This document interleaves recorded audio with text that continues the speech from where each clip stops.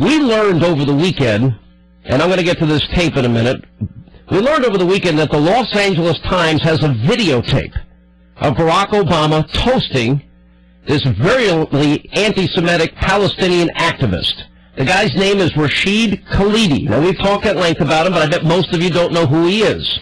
In the 1970s, when Khalidi taught at a university in Beirut, he often spoke to reporters on behalf of Yasser Arafat, and he was a former PLO spokesman. In other words, Yasser Arafat, the terrorist.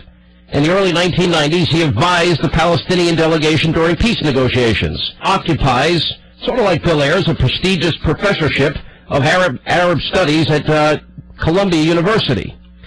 He is a person, by the way, you should not be surprised, that was a constant and regular dinner companion with the Obamas.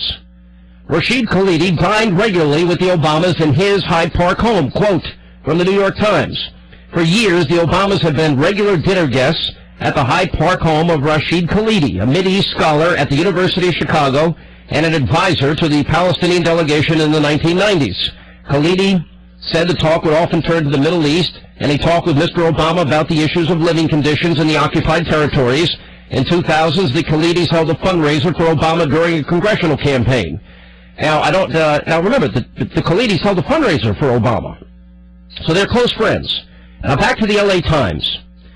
I'm reading from it. It was a celebration of Palestinian culture, a night of music, dancing, and a dash of politics. This is from the LA Times. Local Arab Americans were bidding farewell to Rashid Khalidi, internationally known scholar, critic of Israel, advocate of Palestinian rights, who was leaving town for a job in New York. A special tribute came from Khalidi's friend and frequent dinner companion, the young state Senator Barack Obama. Speaking to the crowd, Obama reminisced about meals prepared by Khalidi's wife, Mona, and the conversations that had challenged his thinking. He goes on, "As many talks with the Khalidis," Obama said, "had been, quote, consistent reminders to me of my own blind spots and my own biases. It's for that reason that I'm hoping that for many years to come we continue that conversation, a conversation that is necessary not just around Mona." A young Palestinian-American recited accusing the Israeli government of terrorism in its Palestinians and sharply criticizing the United States of America and its support of Israel. "If Palestinians cannot secure their own land," she said, "then you will never see a day of peace." One speaker, this is right in front of Barack Obama, likened, quote, Zionist settlers on the West Bank to Osama bin Laden, saying they both had been blinded by ideology. The event was videotaped. The Los Angeles Times has a copy of the tape. Now, that story was first actually reported back in April, but what is new here is the Times has been asked to release their copy of the videotape, showing Obama paying tribute to this notorious anti-Semite. They, as of now, refuse to do it. Gateway pundits report that the LA Times has been asked about this, and Peter Walston from the Los Angeles Times, one of the few mainstream media reporters to report on this radical Obama associate, and he said the article was written after he watched the video taken at the Khalidi going-away party.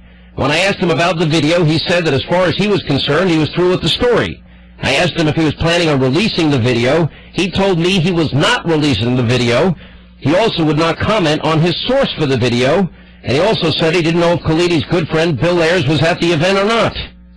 Now, could you imagine the outrage if C-SPAN had said, no, we're not going to release a videotape of Trent Lott toasting Strom Thurmond when he had joked on his 100th birthday party?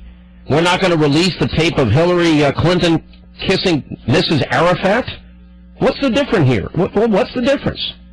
If this is a friend and this is, the kind remarks that he's making of another yet radical associate, why would the LA Times, and by the way, Andy McCarthy writes a great piece about this on National Review online, why would a prosecutor like McCartney be all outraged over the LA Times decision to suppress a highly damaging videotape of Obama praising a notorious anti-Semite, while members of the audience are denouncing Israel? McCarthy writes this. He said, let's try a thought experiment. Say John McCain attended a party at which known racists and terror mongers were in attendance. Say testimonials were given, including a glowing one by McCain for the benefit of the guest of honor, who happened to be a top apologist for terrorists.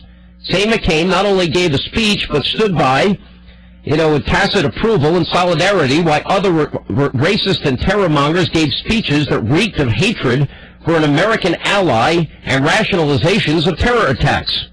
And let's say the LA Times obtained a videotape of that party. Is there any chance at all the Times would not release the tape and publish front-page story after front-page story with all the gory details, with the usual accompanying chorus of sanctimony from the op-ed pages? Is there any chance if the Times was the least bit reluctant about publishing that the rest of the media, et cetera, the Trent issue? Do you even have to ask? So the question is, are they going to release this tape? And why not? We'll take a break.